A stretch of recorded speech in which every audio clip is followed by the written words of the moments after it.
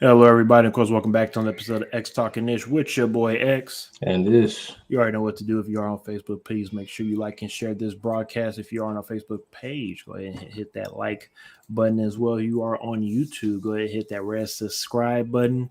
And as well, go ahead and hit that notification bell so you can be notified for shows like this one in the future. ding. Thank you for that, Ish. And as well, check Mhm. us out on Periscope on Twitter at X Talking Ish, and as well on my personal page at X_Williams81. I'm going to go ahead and retweet it right now as we are live on Periscope.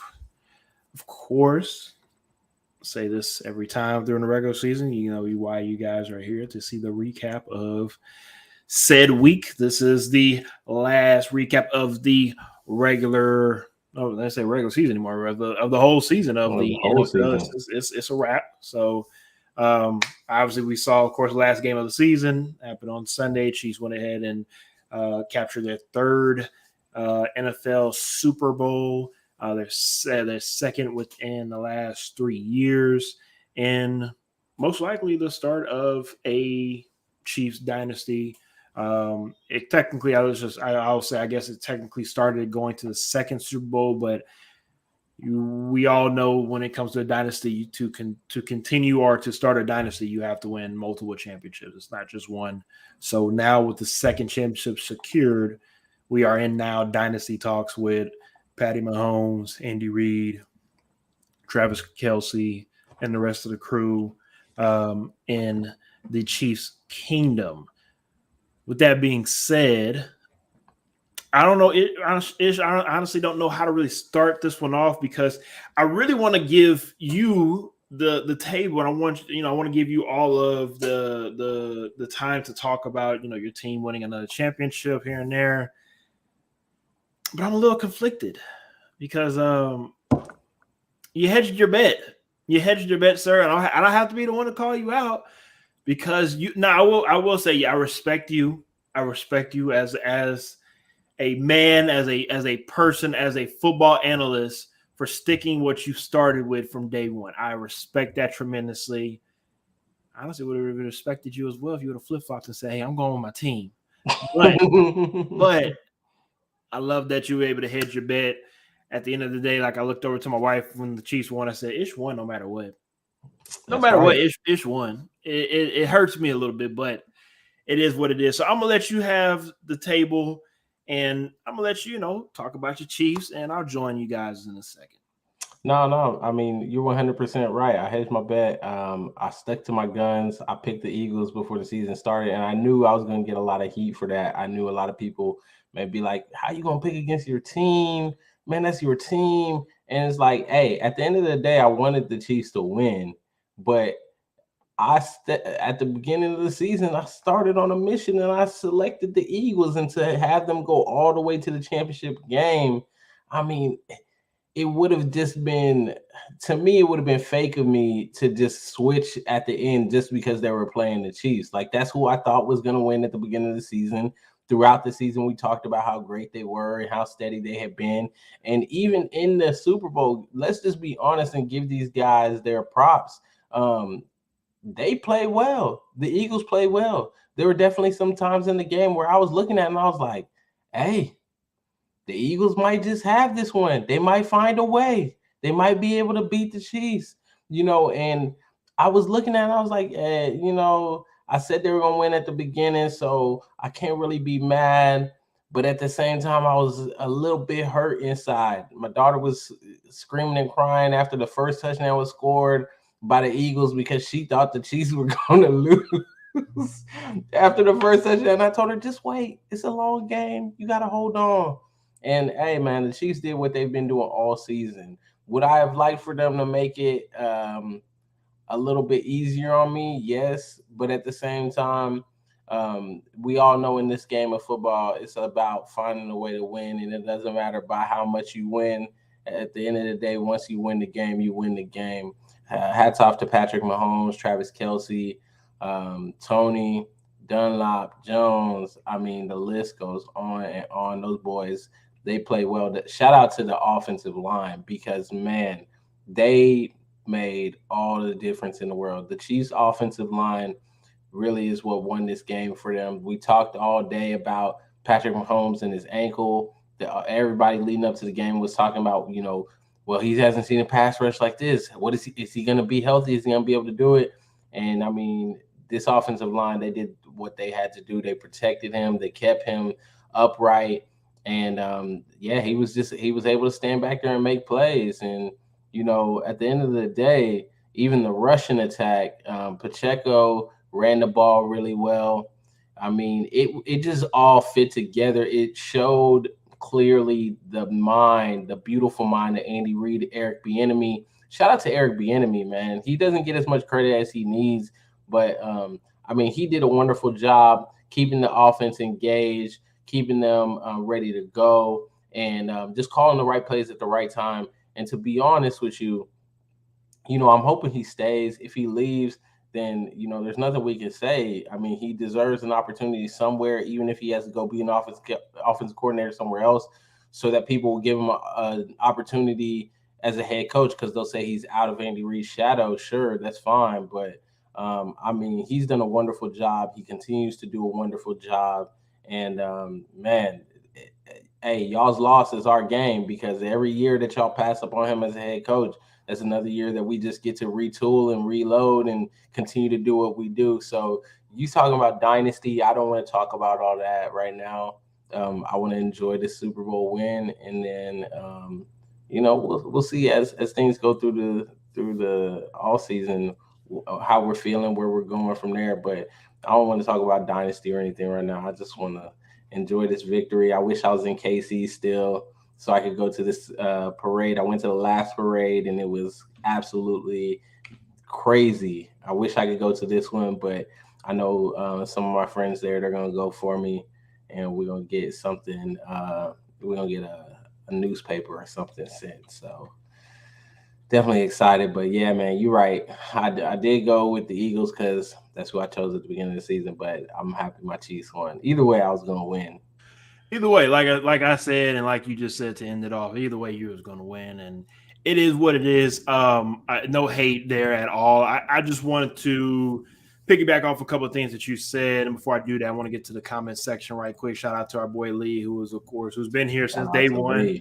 Of course, our devoted Chiefs fan, and he's been there throughout the whole season as a Chiefs fan. And I joked with him a little bit when it comes to Sky Moore.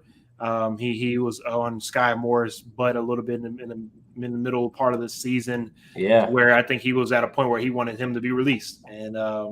And safe to say, after, of course, the touchdown that he was able to score in the Super Bowl, I think Lee will give Sky Moore at least one more year to make up for his rookie year. Lee also says, "I'll enjoy the parade for you, my brother. Draft as well. Going to be so much sweeter being the draft at Kansas City. I mean, Kansas City, look, is one thing as an organization for the Chiefs, they don't have to worry about making sure they have enough money to pay Patty. I mean, the money that's been coming in due to Patty Mahomes being the quarterback, and the draft itself isn't like that much of a money maker, but it's continuing to add more and more money into that market. Kansas City on the map, baby. I mean, it's always. I mean, let's be real. It's always been on the map for the wrong reason, because it's literally in between two states, and of course of the barbecue and just everything else that's been involved. But I think what Patrick Mahomes is doing is ushering in a new generation of a Chiefs era, right? And I'll use our Chiefs guy, Mr. Will Shields. He was there at the game. He actually was able to be celebrated at the game as well. And when he played for the Chiefs, it was a different type of Chief team. They were good, right? But they just never could make it over the hump. They could get to the playoffs. They can even get to a conference championship game, but they just could not punch it in and win a Super Bowl. And for this era of football, dude, like I said, Patrick Mahomes being able to get you guys to a conference championship game every year, get you to three Super Bowls, winning two, just a testament of how great he is, how great the staff is, how great the organization is. And we all know anytime an organization is great, sooner or later there'll be some pieces that get picked away, because other people are going to want those pieces, and for y'all to continue to keep Eric Bieniemy for other reasons, and I'll get to that in a second, and continue to reload on the offensive side of the ball. And then on the defensive side of the ball, put in rookies who have no experience at all and to trust them to perform and step up, in which they did. I just want to get to, first off, Eric Bieniemy. I put a status on my Facebook page regarding Eric Bieniemy and just questioning why is he not given the opportunity to become a head coach just recently, like the offensive coordinator and defensive coordinator for the Eagles just got their coaching opportunity, and it's no shade to them at all. It's no, well, they aren't that good. Why can't Eric Bieniemy get an opportunity? That's not any of that. It's we keep on having this conversation about Eric Bieniemy for the last 3 years now, it seems as though, and it's easy to say, oh, it's a race thing. It's easy to say, oh, it's because he's black. And that's just not the case, because we've seen, obviously, black coaches have gotten hired and fired over the last 3 years since Eric Bieniemy has been trying to get a job. D'Amico Ryans. So it's really not so much of that. It's easy to say, oh, well, he doesn't interview well. I'm not going to buy that, because we just saw Jeff Saturday get hired out of the ESPN booth without even interviewing or doing anything besides just being a good player for that organization. So y'all have to stop making these silly excuses to me about why he's not a head coach. Now, from what I am hearing is there could be some underlying things within his own relationship that could come out if he does decide to become a head coach somewhere. I don't know how true that is. I think people like Ish and Lee might have more of an insight than I do on that. And even if it is true, I'm not dismissing it. But I will say that there are other coaches, owners, and players that probably have a worse resume or track record besides Eric Bieniemy. So if we keep on using these excuses to try to move the goalposts on why Eric Bieniemy doesn't have a job, it's just very silly, and I want to say disrespectful, but it's very disrespectful. I mean, it really is at this point, to where you have a guy who's, and I'm use my uncle as an example who of saying this. He says, look, Andy Reid was able to do what he did with the Eagles and do what he was able to do with the Chiefs before Eric Bieniemy got there, and then Eric Bieniemy gets there, and he's been able to make it to conference championship games, Super Bowls, and it's not just Eric Bieniemy. Obviously, it's Patrick Mahomes, Travis Kelce, it's the whole crew, but Eric Bieniemy deserves some type of respect for doing what he was able to do. So to bundle this all back up again, Ish, I'll throw it to you right quick. What is really the reason, and also will we ever see Eric Bieniemy get a head coaching job? Because I've stated here on the show that maybe he might take over the throne here in Kansas City after Andy Reid leaves, but I don't think Andy Reid is going to leave anytime soon, because, I mean, you're on the mountaintop, you're enjoying yourself, you're winning, you got Patrick Mahomes. I mean, why would you want to leave right now, right, Ish? Yeah, I mean, it doesn't look like he's leaving anytime soon. As to why he's not getting the job, like you said, I've heard a couple of things. I heard some things about, maybe there's something in his past that's going to come out if he were to get the opportunity. I've also heard that teams don't really think that he's 100% responsible for the Chiefs' offense and the success. They think that Andy Reid's kind of doing most of the work on that side, and that they question whether or not he can actually lead a team. Some people talk about the friction that he's shown in the past with Patty Mahomes and stuff like that. Ultimately, it just comes down to, I think one team is going to have to pull the trigger at some point. If not, then yeah, I think I could definitely see him being the coach and waiting with the Chiefs if he just stays with the organization.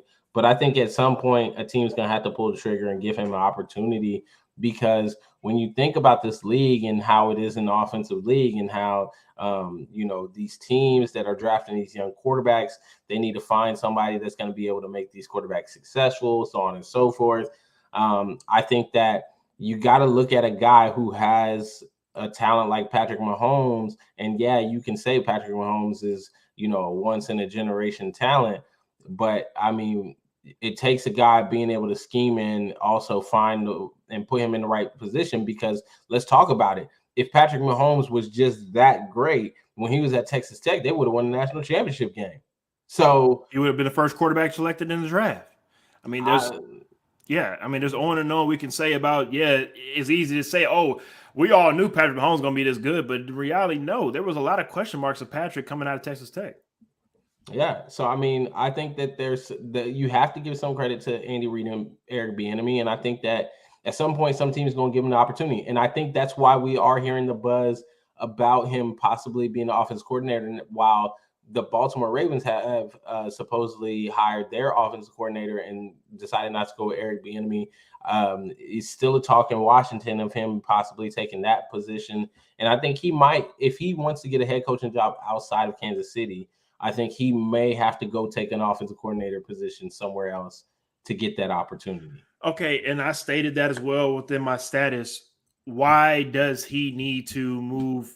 I'm sorry, why does he need to make a lateral move when he's arguably top 2 offensive coordinators in the league and might not be number 2, but you're telling a guy, and again, the reason why I'm bringing this up is because if Eric Bieniemy, if he's not number 1, okay, if he's number 2, that's fine, but you give a guy either for the Eagles or whoever else that's maybe top 10 offensive coordinators or even top half of the league, but they get an opportunity to jump ahead of a guy that's 1 or 2 in waiting. That's my, like, it blows my mind. It blows my mind because, again, it's easy for us as Black people to say, oh, it's a race thing. It's easy to say that. But because the reason why it's easy to say is because if this was anybody else, OC wise, that was number 1 or 2 OC wise, they would have had a job already. Head coaching job. Yeah. Okay. So what I'm stating is that I know it sounds like I am hedging my bet like Ish did earlier when it comes to he's not because he's Black, but it also is because he's Black. It's not because of that. It's really just because it seems as though that it's something within either Eric Bieniemy, either in the NFL. The NFL knows something that we don't know. It's something that's holding up Eric Bieniemy becoming a head coach because, again, we've seen Lovie Smith get him a head coaching job. We see DeMeco Ryans just get him a head coaching job, and DeMeco Ryans had less experience as a coach than Eric Bieniemy has, right? So it just, I don't know. I'm kind of just lost for words because I'm trying to figure this all out. That's all. Fracture One that says, didn't Pat himself just say something about he just got used to reading certain coverages? Andy Reid molded him into the guy we see today, in my opinion. Also, Fracture One that says it seems like Eric Bieniemy has a coach in waiting deal or something because teams keep passing him over. And I'll leave it at this as well. Ish. I understand how coaching cycles work. I understand that you sometimes have to wait your turn. But if Eric Bieniemy was to fall into a coaching opportunity, head coach wise, what do you think would be a good fit for him? To be honest, I think a good fit for him is somewhere where they have a pretty good established defense. And they really just need an offensive guy to come in, maybe mold a young quarterback, get an offense going.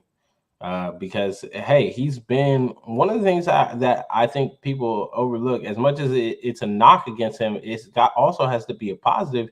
He's been with Andy Reid. Like, yeah, you may say Andy Reid, well, we can only give him so much credit because Andy Reid, we all know how great Andy Reid is as an offensive coordinator. But at the same time, just like we give all these other coaches who have been with Kyle Shanahan all this credit of like, oh, well, they run the Shanahan system. Like, why can't we give Eric Bieniemy credit for running the Andy Reid system? Like, what? I mean, look, no. But here's the thing, though.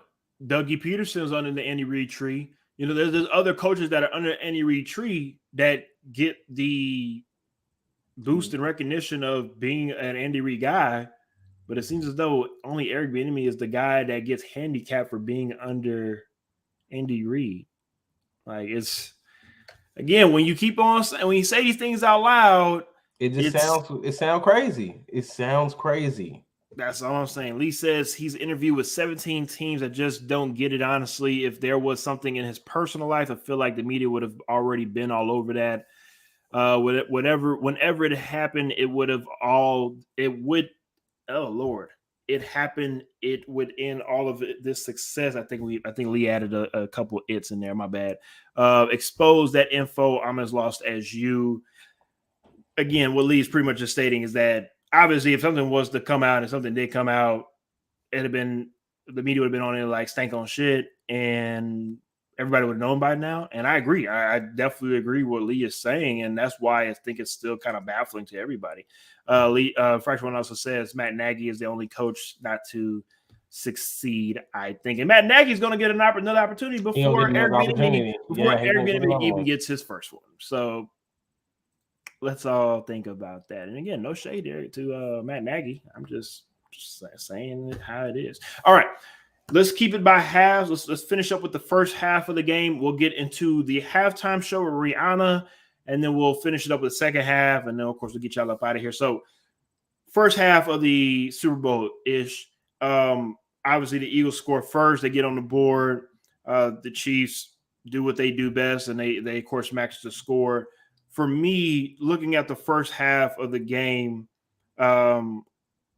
if you're an Eagles fan, I mean, you're doing what you would hope to do as an offensive game plan and defensive game plan, which is keep Patrick Mahomes off the field, run the ball, and they were able to get their quarterback sneaks in.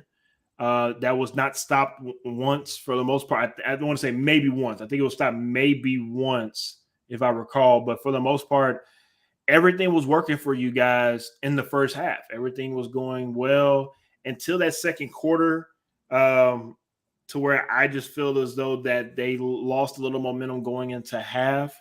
And even though they went into half with a 10-point lead-ish, I think we all knew, especially if you're a Chiefs fan, that this game was not over with at all. 10-point lead isn't anything for the Chiefs, especially with Patrick Mahomes.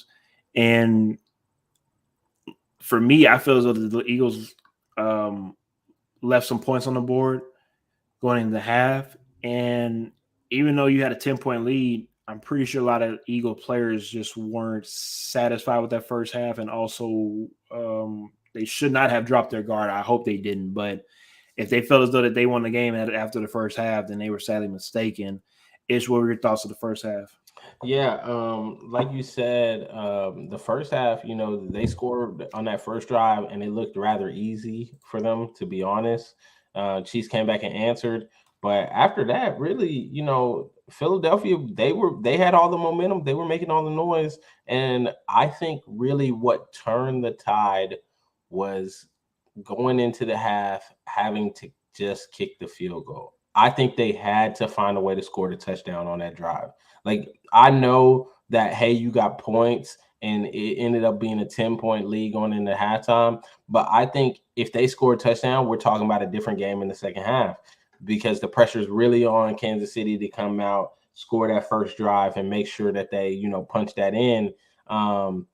Whereas, yeah, there was pressure on them coming in the second half, but it wasn't the same. And that's where, for me, it was like you had the momentum, you were riding on it, and then to only have a field goal, it kind of gave Kansas City that, like, going into the half, it gave them that little bit of, okay, hey, I mean, they play really well. We haven't played our kind of game, and we're only down by 10. Come on, guys. I mean, this is easy. So, yeah, I definitely agree with you 100%. They left points on the board at the end of the half. They had to find a way to score a touchdown there. The fact they kicked the field goal, like, it was I guess a small moral victory at the time, but I think everybody who has watched the Chiefs knew, like, hey, this game is definitely still in reach.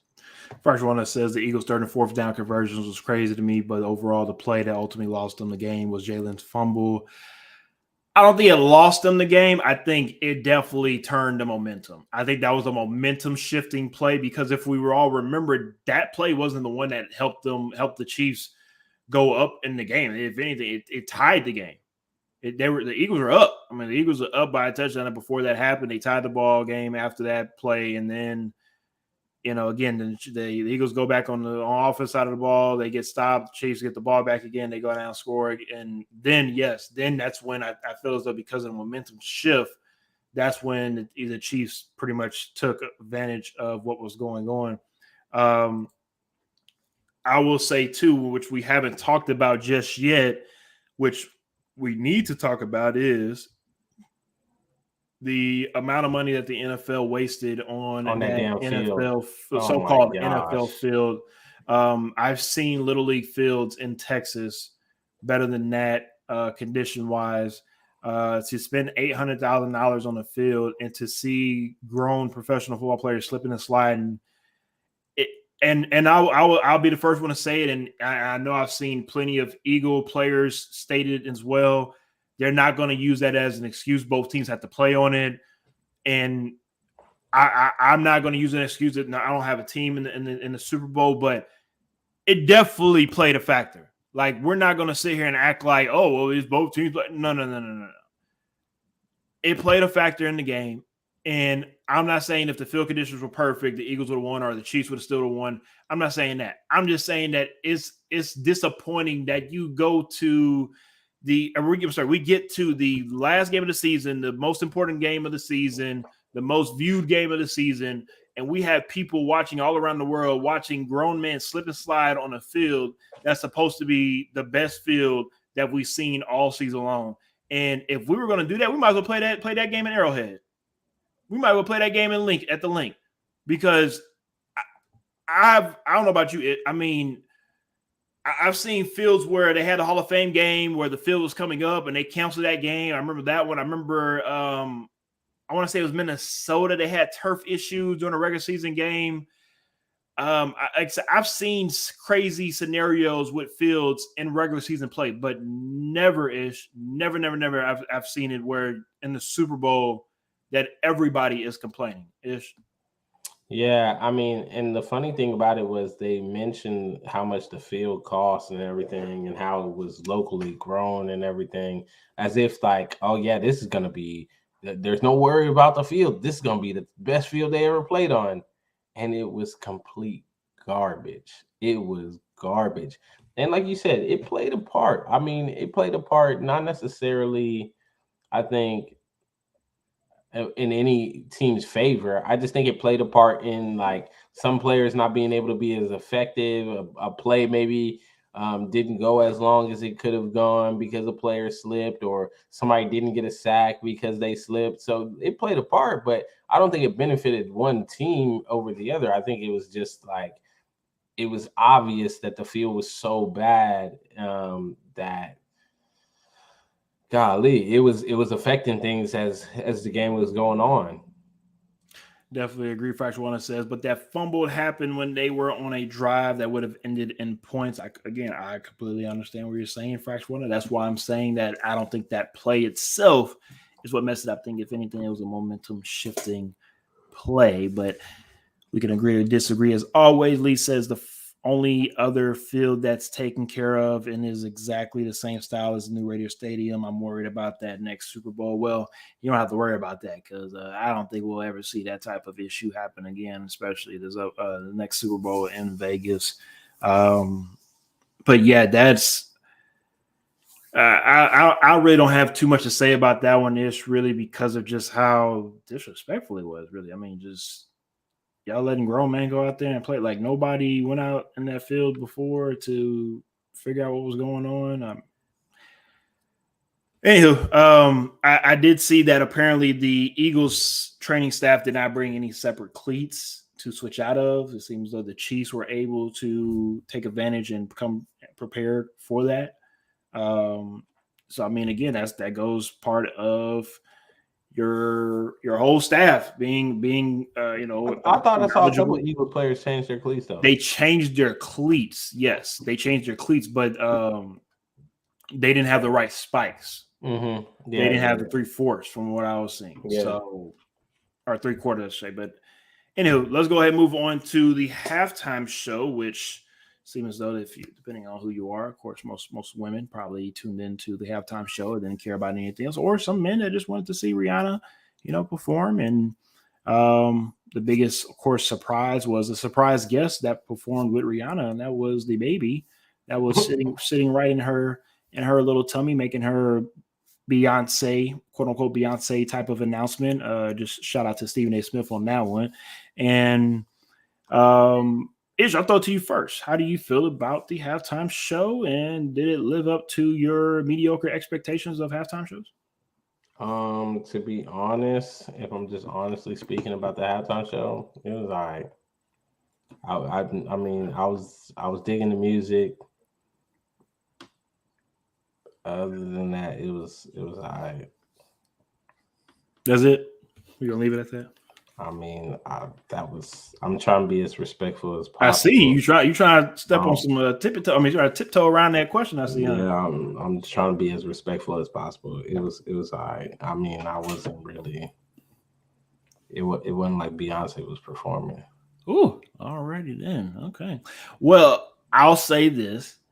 I honestly thought it was better than what I was expecting. I like Rihanna. Like, I'm not a hater or don't want to listen to her music. I think Rihanna has some really good music, and I'll actually tell a quick little story about Rihanna and Ish and I's connection to Rihanna. I don't know if Ish remembers this, but I know I definitely remember this because this is a very fond memory for myself. Back in the gap, I want to say 2007, the summer 2007, Ish and I went to the University of Texas football camp. And when we went there, we would travel from the dorms that they had us in to the practice field in these buses. And when we were in the buses, I remember when they had the radio playing, it seems as though, and I don't know if Ish remembers, but every time that we went to the field and then we come back to the field, they were always play Rihanna Umbrella. I don't know why. I don't know how.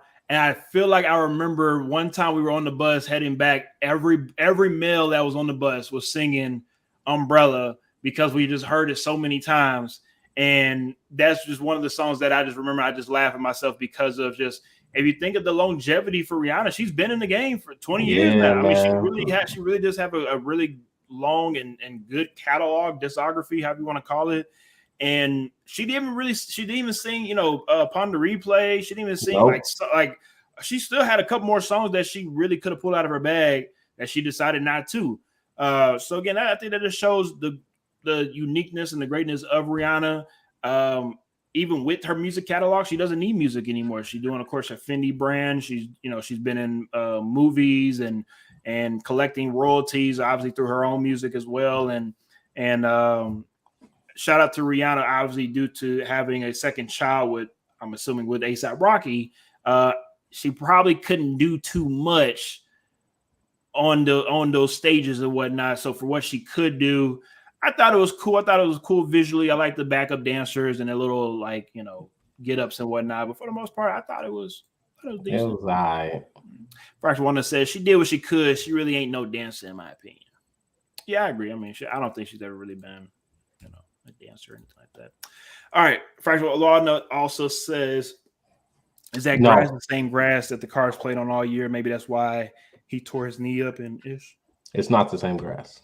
They had that grass grown specifically for the Super Bowl. Yes, I just wanted to double check on that one too. I just wanted to make sure because I knew I wasn't tripping. And that is the uniqueness of the Cardinal Stadium. That's something that they've always talked about since they built that stadium was the ability to be able to roll in and out a Yeah, pallet of grass. They've been doing that for forever now. So that ain't nothing new. Just like what Ish said, is they were growing out this grass separately somewhere else, but was able to put it together and then roll it into the stadium for and this they were year being rolling it that out. They were rolling it out and getting it sun getting the sun. leading Yep. up to Mm-hmm. the Super Bowl and all that. So like that was grass that they specifically had for the Super Bowl. It just was terrible. Yes. Now let's go ahead and move on into the second half of the game. And like we talked about with the grass, that grass definitely did play a factor into the second half with the kickoff of the Eagles and what they had when they kicked the ball off. You saw obviously the kicker slip and Yeah, almost roll his ankle. almost I messed mean, his like ankle. almost. Man, I thought he was about to break his ankle. Yeah. So again, with that being said, um, I don't want to get straight into the fourth quarter just yet, but I feel as though that definitely did play a factor on how the Chiefs wanted to play that last drive. And what I mean by that is they easily could have settled for a field goal and could have found a way to kick a field goal and go like that and go about it that way. But I'm sorry, a deeper field goal. Obviously, they kicked a shorter field goal, but I think they were worried as well too about the field to where it wasn't a cheap shot. And Buckner is a kicker that over the last couple of weeks he has not been as automatic as he probably should be. So I definitely respect the fact that Patrick Mahomes wanted to say, "Hey, let's let me take care of business. I get paid the big bucks. Let me go ahead and take care of business and go from there. Obviously, we'll get to the holding call in a second. But overall, I'll be the first to say this. Second half of the game for the Chiefs, I don't think you could play that great of offense even in practice-ish. If you look at what they were able to do, and this is another example of what I say all the time is when it comes to stats lie. Patrick Mahomes only threw the ball for 182 yards. Jalen Hurts threw the ball for 300-plus yards. Jalen Hurts is a hell of a quarterback. Jalen Hurts is going to be here. He ain't going anywhere. But Patrick Mahomes' yardage and his contributions for those touchdowns meant more in the time that he was able to get those comparison to Jalen Hurts because of everything else that ensued as well. So for Patrick Mahomes to be able to do what he was able to do in that second half of the game and pretty much play flawless football, that really was the difference maker in this game. Quarterback rating of 99 in the second half, which was the highest of any quarterback since 2006. And again, just ball out on that bum ankle, even though I don't know about you, Ish. I don't know. I feel as though that ankle wasn't as bad as they like to make it seem as though, only because, I've seen high ankle sprains, and I don't know. I don't know too many folks that can run the ball like that on high ankle sprain, but hey, my man got the shot. Hey, I feel as though he did too, but folks ain't gonna say that he did, so we'll leave that one alone. But for the most part, again, Patrick did what he did, and I think this was a game that definitely starts the next part of his legacy when it comes to, now you can't. Don't you dare to think to doubt me when my back is against the wall. You see me time and time again prove that I can, come back and rise from the dead.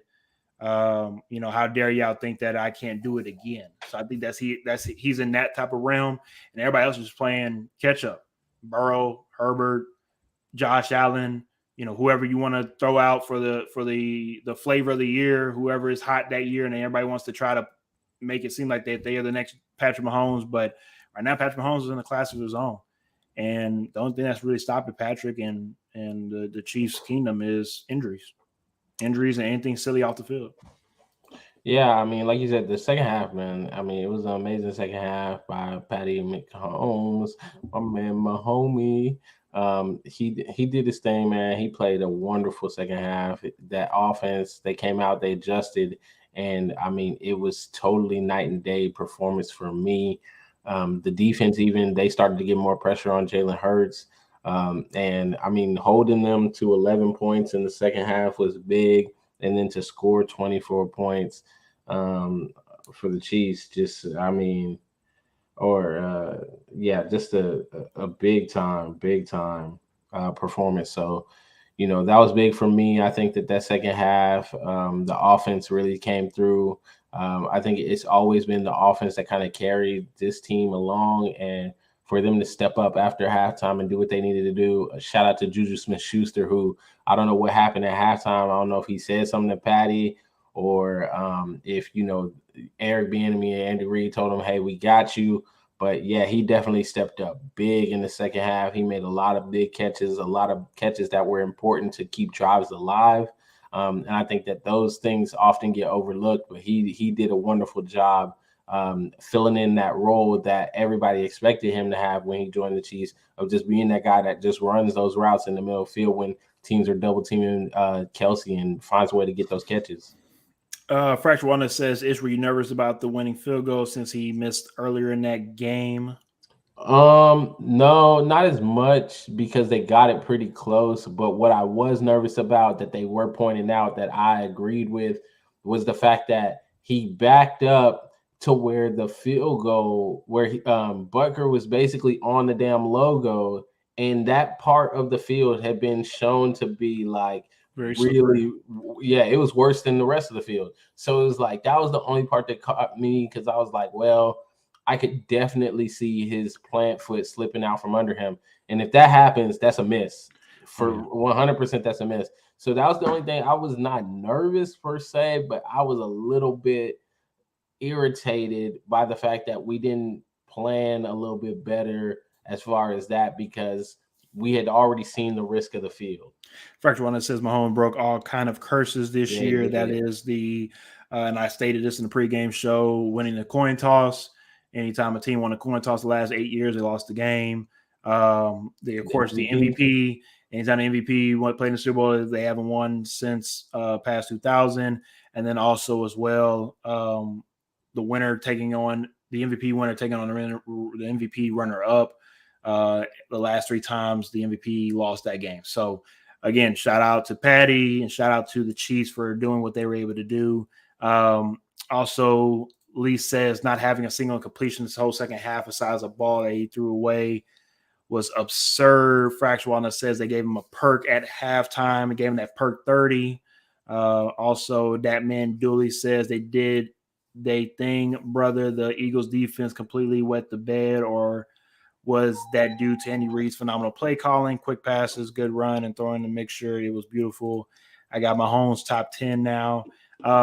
Again, like we stated ish earlier, you know, it's easy to say that it's Andy Reid's offensive, you know, play calling, but the quote that I saw from Eric Bieniemy was able to find a little bit of a Easter egg when he watched film last week when the Eagles played the 49ers and pretty much got tipped off of those 2 exact plays to Sky Moore and to Tony. The 49ers were able to pretty much run exact same type of play, and it seems as though that the Eagles got a little flustered with communication-wise on who had who. And as we saw with Tony and also with Sky Moore, 2 guys were wide open, and the rest is history. And that man Dooley pretty much just did what we were talking about earlier, is why does Andy Reid get all of the credit when Eric Bieniemy was the one that's calling the plays and that's doing, you know, the heavy lifting? But, you know, look, at the end of the day, football's a team game. We all know football's a team game. The quarterback is always going to get all the glory, and he's going to get not that much of the blame. Nobody's going to give the offensive line any credit, even though you gave them the credit earlier in this show, and I will give them credit at the end of this show when it comes to 0 sacks. It's 0 sacks. 0 sacks, and also I feel as though that they took this challenge personally. Orlando Brown Jr. and the rest of the crew I think they felt the type of way on how they were perceived.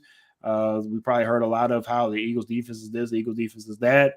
And for them to keep Patty upright and for them to not just give up a sack, but not cost the game by a holding penalty, holding penalties and crucial downs. I mean, just you couldn't ask for any better line play, right? I mean, this was Tom Brady offensive line during the Super Bowl type of play, right? So it's great to see guys step up. It's great to see guys play when the lights are the brightest. Both these teams, let's not discredit what the Eagles were able to do, even though they got here and lost, and nobody's going to get them participation trophy. Nobody's going to feel sorry for the Eagles or the Philadelphia fan base at all. But I'm not going to count them out just yet. Now, we all know, of course, anytime a team gets to the Super Bowl and loses, it's very, very, very, very, very, very rare that they get back the next year. And it seems as though that's been going on for 30-plus years now. I don't think the Eagles make it back next year, but I don't see them going away as long as what it really comes down to, I think, is what coordinators they get in there. They have to figure out the free agents that they need to re-sign and figure out how they're going to do with that. And we'll see what happens with the Eagles moving forward. I got stated about the Eagles and during the season is they went all in for this season. They went all in to try and win the Super Bowl this year. And now that that's over, how do you navigate and try to figure out what we're going to do the next 2 years? 2 picks in the first round doesn't hurt, though. It doesn't hurt at all. 2 picks in the first round doesn't hurt at all. Now, it's not about getting those 2 picks in the first round. It's about getting guys that's going to contribute to your team, hopefully. Well, they've done a really good job so far. You're right. So, but I was expecting more from the Kobe Dean.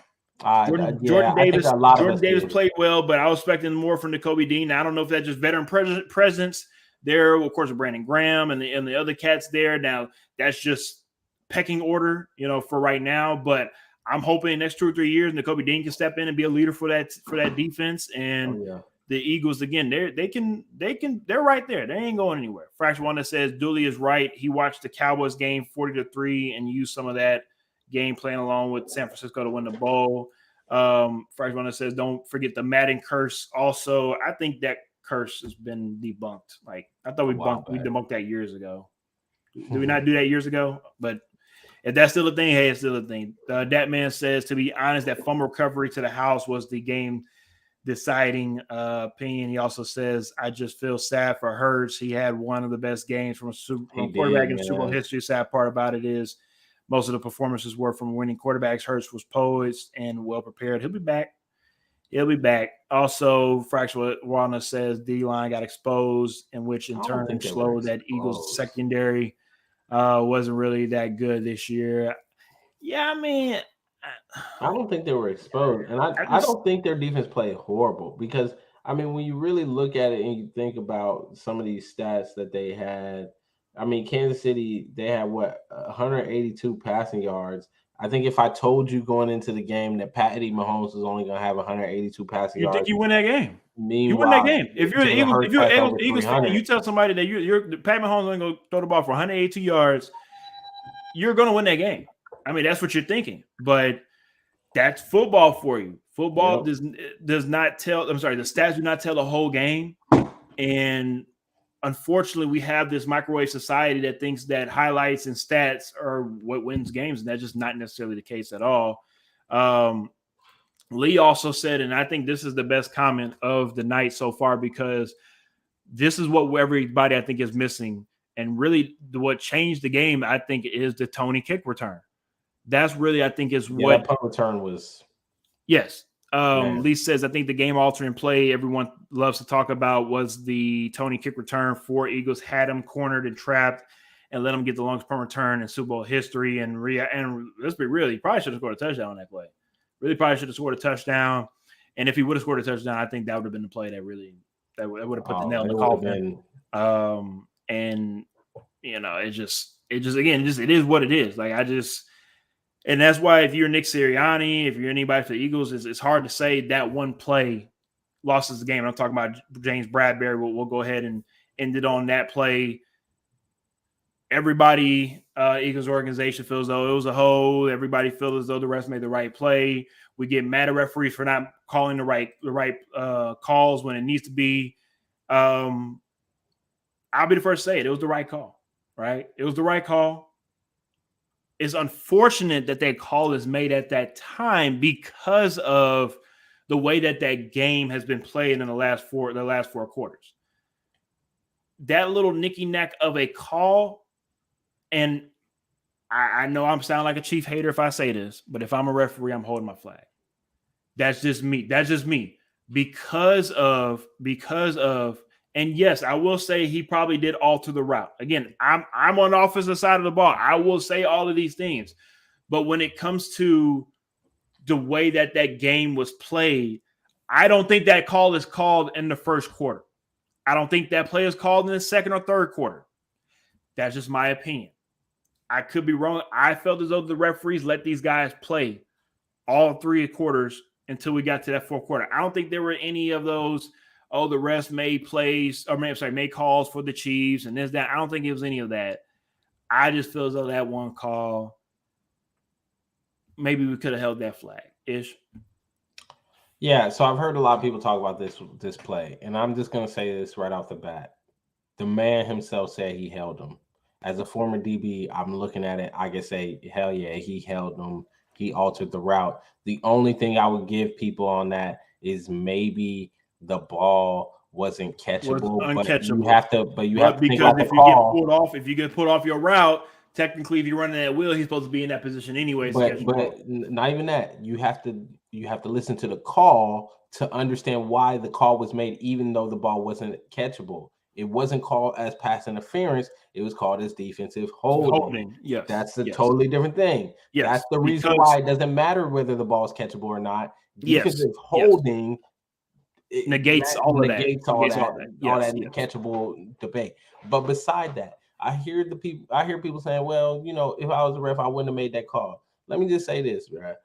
Anybody who wants to say that the game was rigged for the Chiefs or the refs wanted the Chiefs to win, if the refs wanted the Chiefs to win, the damn pass that the tight end that they said was a catch, that was not a catch on the sideline. Okay, that Dallas Goddard that was not a catch. That was not a catch. That's a catch. Number two, the play where they hit him and he fumbled the ball and we picked it up, we scooped and we scored. That's incomplete. And then they said that was incomplete. It was not. He turned. That's incomplete. That's a football move. The man he caught the ball up the field. That's a football move, man. Last time I checked, a football move was turning to go up the field. They have said that numerous times. We can go and read the rule book. The man started turning to go up the field. That is a football move. That man fumbled the ball. But hey, we let it slide. We weren't even tripping about it. We were like, caught the ball. He caught the ball. He caught it. About to make a move up the field without even making a third step. He was turning and then got hit. The ball got released from his hands. I don't care. He was turning to go upfield. That was a football move.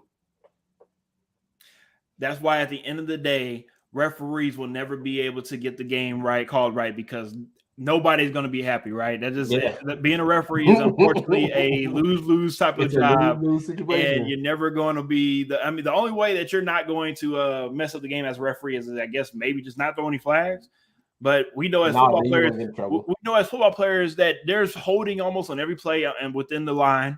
There's something going on. You just try not to get caught. That's really what it comes down to. Is hoping that you don't get caught. I 100% commend him for saying, I just thought they weren't going to call it. Yeah. I mean, again, I respect Bradbury for saying and doing the things that he did, but they let it slide. I just, as a competitor and as an athlete, I'm telling you right now, I ain't telling them my goddamn stuff. I'm telling you right now, I ain't hold. As coaches, I ain't hold. Tape never lies. Tape never lies. Tape never lies. Yeah. Good times. All right, let's get to the comment section right quickly. Lee says he altered the route twice, though. I get letting the hip hold go and hold the whistle, but seeing a jersey come off a player and get yanked. Let's be real, it was not. The jersey was barely tugged. Come on, guys. Like the jersey was not tugged that hard. Relax. Dooley says, of course, they played horrible according to the standard. 0 sacks. They probably averaged like 5 a game on the season. The defense absolutely wet the bed. Fresh One says the one in the middle of the field should have been called. The one at the end of the game was a makeup call, but Bradbury got beat. Fresh One also says, go back to when Reggie Bush died on the field when he got hit by the Eagles player, the same type of bang play. It was y'all can sit here and try to argue with me all day. That was a fumble. We'll argue with you all day because you're wrong. Billy says they were down 24-14 after the half. That play did not cost the Eagles the game. They cost themselves the game. That call is not the deciding factor. That was not a catch X. The tight end did not catch the ball. By the time he had the possession, he only had 1 foot. Yes. And that Mike Sanders play was a catch. Yes, it was. The rest more so made the wrong calls against the Chiefs and kept the Eagles in the game. Thank you. Well, the best thing about both of y'all, since both of y'all are family members, y'all are both wrong. So it's great to know that both of y'all are thinking on the same wrong plane because y'all are wrong. So no, we both have eyes and can see. Because that was not a catch, and the other one was a catch and a fumble, and they somehow were like, "Oh, incomplete." No. I mean, absolutely ridiculous, man. Anywho, with that being said, the reffing in this league is atrocious. In the words of Roger Goodell, refereeing has never been better here in the NFL. Okay, that is it. 2023 XFL, here we come. Hey, Saturday, Houston Roughnecks, they will be kicking off their season here in Houston. But with that being said, we are done with the NFL season. We are done with another great chapter of NFL football. We will be back in a couple more weeks. We got to take our own little breaks as well, too, and lick our wounds and rest up for our off season. And we will be back to draft talk season. A little bit about draft. I like the regular season. Regular season's fine. Draft season. Lee says, "When's the next show? Sad is over. What's the off season looking like?" Well, we're trying to tell y'all. Yeah, we'll figure that out and get y'all scheduled. We don't know exactly when the next show will be, but of course we'll let everybody know. We will have some of our draft guys on to talk about the draft. The draft is upcoming, especially the first round. I mean, it's interesting. Who knows? Well, I know we probably might need to have Lee on just so he can FaceTime us from the draft, so he can have a inside scoop of what's going on there. Frax want to still feel some type of way about that Tubi commercial. Yeah, I was feeling some type of way about the commercial. Again, why are y'all so upset with that Tubi commercial? No, I hated that. I hated that commercial. That commercial was terrible. And Frax wanted, of course, his favorite draft time. Yeah, it's again, we got draft time, and then right when draft time gets here, we'll go into the summertime, and then we'll be right back at it once again for another season. I now have 2 kids, so I am going to try my hardest to try to keep this going because my wife needs my help, and I am helping her tremendously with taking care of these 2 kiddos. And sooner or later, Ish and I will probably be having a little Nickelodeon Junior version of this show with our own kids, so we'll see how that goes. But as always, we appreciate y'all for tuning in next Talking Ish on all of the social media platforms, and of course, y'all can tune in to our podcast on all streaming platforms. We appreciate everybody that tuned in, and also our special guests throughout the year.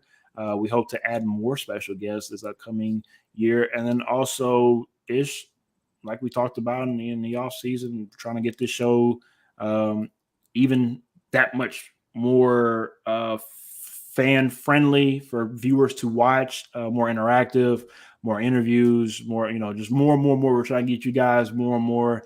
We're just, unfortunately, we don't have the ESPN budget, so things take a little bit longer for things to get done, but we're trying to get this all squared away for you guys so y'all can have something to enjoy on Sunday mornings and also Tuesday nights. So once again, thank y'all as always. Thank y'all for tuning in. We will see y'all in the off season. Just don't know when. We'll let y'all know, and we'll go from there. See y'all next time. Talking Ish.